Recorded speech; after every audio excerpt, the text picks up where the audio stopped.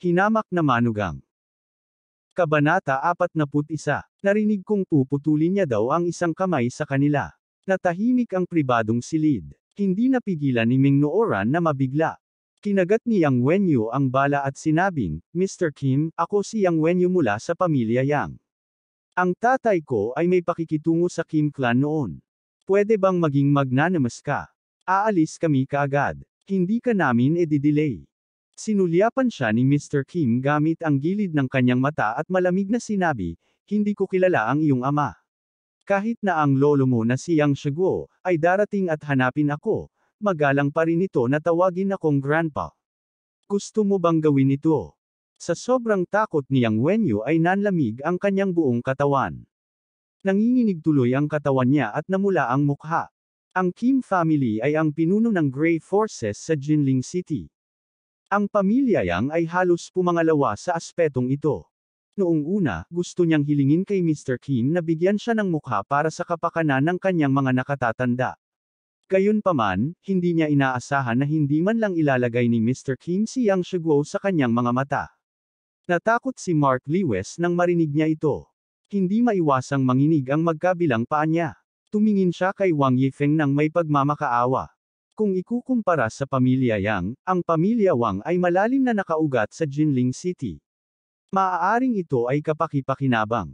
Alam ni Wang Yifeng na ang araw na ito ay isang mapanganib na araw. Ayaw niyang magpakita, pero dahil engaged na siya kay Megan Lewis, wala siyang choice kundi humakbang. Umiti siya at magalang na sinabi, Mr. Kim, matagal ko nang narinig ang pangalan mo. I have seen you today. You are really a hero. Ang dalawang nakakabigay puri na salita na ito ay nagpagaan ng kaunti sa mukha ni Mr. Kim, pinalapit niya siya at tinanong, at sino ka? Mabilis nang umiti si Wang Yifeng at sinabi, ako si Wang Yifeng ng Wang family. Tubos din ang paggalang sa iyo ng aking mga magulang. Hindi kami matino ngayon at nasaktan ka. Muntik pa naming masaktan ang iyong marangal na panauhin. Dapat mo talaga kaming parusahan. Gayunpaman, dahil mayroon kayong isang marangal na panauhin ngayon na darating, hindi maganda kung makita nila ang madugong liwanag. Mapapatawad mo ba kami? Ang galing mo magsalita. 2 beses tumawa si Mr. Kim at sinabing, sa tingin ko ikaw ang matino sa grupong ito. Dahil sinabi mong hindi maganda, kaya ayos lang. Hindi na kailangang putulin ang kanyang kamay. Tuwang-tuwa si Wang Yifeng. Mabilis niyang hinawakan ang kanyang mga kamay at sinabing, ang bait talaga ni Mr. Kim. Thank you very much. Bumagsak din sa lupa ang puso ni Mark Lewis. Tumingin siya kay Wang Yifeng nang may pasasalamat at mabilis ding sinabi, salamat, Mr. Kim. Ang pamilya Wang ay talagang karapat-dapat na maging angkan na gustong ni Old Lady Lewis. Talagang may bigat ang kanilang mga salita. Nakahinga rin ng maluwag si Ming Nooran. Nakangiti siyang tumingin kay Wang Yifeng. Naisip niya sa kanyang sarili na ang mga kaibigan na ginawa ni Mark Lewis ay talagang may hindi pangkaraniwang katayuan. Inangat ni Mr. Kim ang kanyang ulo at sinulyapan ang mga tao, pagkatapos ay sinabing, ngayon, tinatanggap ng Qingyan Pavilion ang aming mga kilalang bisita sa isang saradong paraan. Hindi magandang makita ang pag-agos ng dugo dito, upang maiwasan ang pagkalat ng balita, na ako ay binubuli kayong lahat. Si Mr. Kim ay higit sa 7 o 8 taon na mas matanda kaysa kay Mark Lewis at sa iba pa, ngunit siya ay kumilos na parang isang utusan at nag-lecture sa kanila. Mabilis agad na nambobola si Mark Lewis, tama si Mr. Kim. Hindi dapat natin siya nasaktan. Hindi man lang siya nilingon ni Mr. Kim. Itinuro niya ang mesa at sinabing, hindi pwedeng di manghingi ng tawad kahit kunti lang. Di ba parusa na yan ngayon? Kaya lahat ng nandito ngayon, uminom kayo ng isang bote at umalis na pagkatapos inumin. Ang pagbabago mula sa puputulan ng kamay, ay naging pag-inom ng isang bote ng alak, ang ilang mga taong naroroon ay agad na tuwang-tuwa hanggang sa puntong hindi na nila napigilan ang kanilang kagalakan. Hindi ba isang bote lang ng alak ang iinumin? Ang iilang mga taong ito ay nasa nightclub sa mahabang panahon at nasanay na sila sa pag-iinom ng alak na may alkohol. May ngiti din sa labi ni Mark Lewis.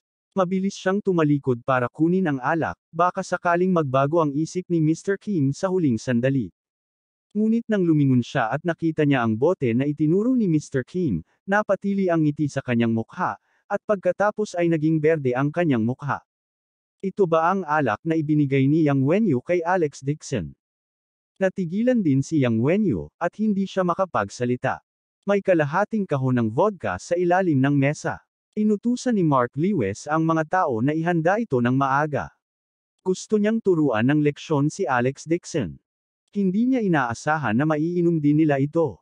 Kahit na ang isang Divine Immortal ay hindi makakayanan ng isang bote ng matapang na alak na ito. Natigilan din si Wang Yifeng.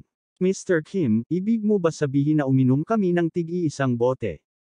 Pati ba si Miss Meng?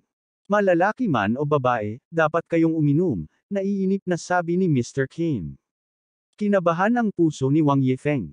Hindi nila kinaya, lalo na si Meng Nooran, ang maselang anak ng isang mayamang pamilya.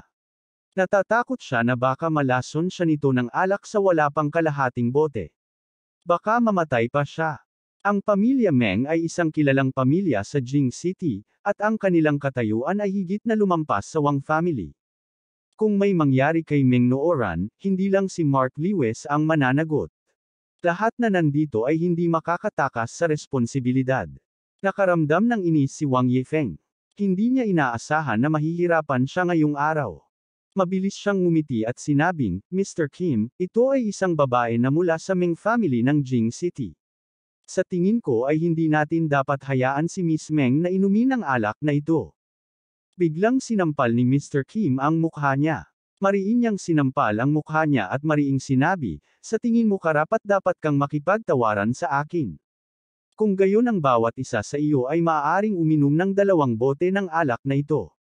Kung hindi mo ito inumin, kukuha ako ng isang tao na magpapainam para sa iyo.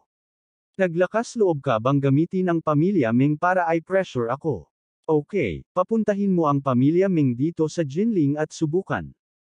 Si Wang Yifeng ay sinampal, at ang kanyang ilong ay dumudugo. Sa sobrang takot niya ay hindi siya naglakas loob na gumawa ng ingay nang makita niyang nagagalit si Mr. Kim.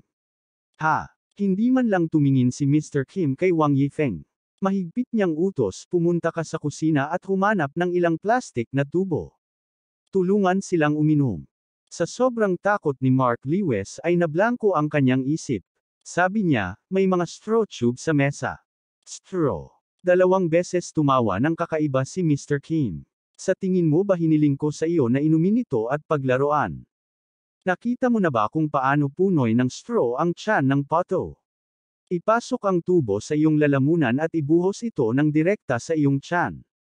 Nang matapos siyang magsalita, namutla ang magandang mukha ni Meng Nooran at nanlamig ang kanyang gulugod. Nakita na niya ang mundo, ngunit hindi niya inaasahan na magiging mabangis si Mr. Kim. Nakarating siya dito sa Jinling, at ngayon kailangan niyang magdusa ng napakalaking krimen. Kung alam niyang mangyayari ito, hindi sana siya dumating. Bagamat ang pamilya Meng ay Sayan capital lang malakas, wala silang magagawa kay Mr. Kim sa maikling panahon. Sa sobrang takot ni Yang Wenyu ay naupo siya sa kanyang upuan, hindi makapagsalita. Nandito na ang plastic pipe. Isang malaking lalaki ang tumakbo habang hinihingal. Mabilis niyang iniabot ang ilang maruruming plastic tubes kay Mr. Kim. Ito ang mga tubo sa sink ng lababo. Tinanggal namin. Namutla ang mukha ni Meng Nooran at halos himatayin. Ang ilang plastic na tubo ay hindi lamang mamantika at marumi, ito ay 5 sentimetro ang lapad. Malinaw na pahihirapan sila ni Mr. Kim. Si Mark Lewis at ang iba pa ay nataranta. Mabilis silang umatras, ngunit paano nila mapipigilan ang mga tauhan ni Mr. Kim? Mabilis silang hinayla palabas. Isang malakas na lalaki ang humawak sa lalamunan ni Mark Lewis at ipinasok dito ang plastic tube. Kinuha niya ang bote at ibinuhos ang laman ng bote. Si Mark Lewis ay patuloy na nagpupumiglas, ngunit pagkatapos na tadyakan, siya ay naging mas masunurin. Mabilis na naubos ang kalahati ng bote ng alak. Medyo namuti ang mga mata ni Mark Lewis. Natural na hindi rin ito maiiwasan ni Wang Yifeng at Yang Wenyu. Idiniinsak nila ang tubo at ipinasok ang isang tubo, at nagsimulang magbuhos ng alak. Nakatingin lang si Mr. Kim kay Meng Nooran sa mga oras na ito. He snorted coldly, "It's your turn." Ang mga bata kong kapatid ay hindi mababait. The more na nahihirapan sila, the more excited they are. Pag dumating ang panahon, huwag mo akong sisihin na hindi ko kayo binabalaan kung may gagawin kayong pangit. Napaatras ng 2 hakbang si Ming Nooran sa takot at hindi namamalayang nagtago sa likod ni Alex Dixon. Ang 2 malalakas na lalaki ay mukhang mabangis. Kumuha sila ng 2 bote ng alak sa ilalim ng mesa at humakbang papunta kay Ming Nooran. Alam ni Mark Lewis na kung may mangyari kay Ming Nooran, ang pagtutulungan ng Lewis family at ng Ming family ay matatapos. Natatakot na siya kahit na ang ilang mga pangunahing prominenteng klase sa Jing City ay hindi na makikipag-ugnayan sa Lewis family mula ngayon. Mabilis siyang kumawala sa pagkakahawak ng lalaking humawak sa kanya, lumuhad at sumigaw. Sabi ni Mark, "Mr. Kim, nakikiusap ako sa iyo. Mawala ka na." Sigaw na sagot ni Mr. Kim. Sinipa ng isang malakas na lalaki si Mark Lewis sa tagiliran at inabot para sunggaban si Ming Nooran.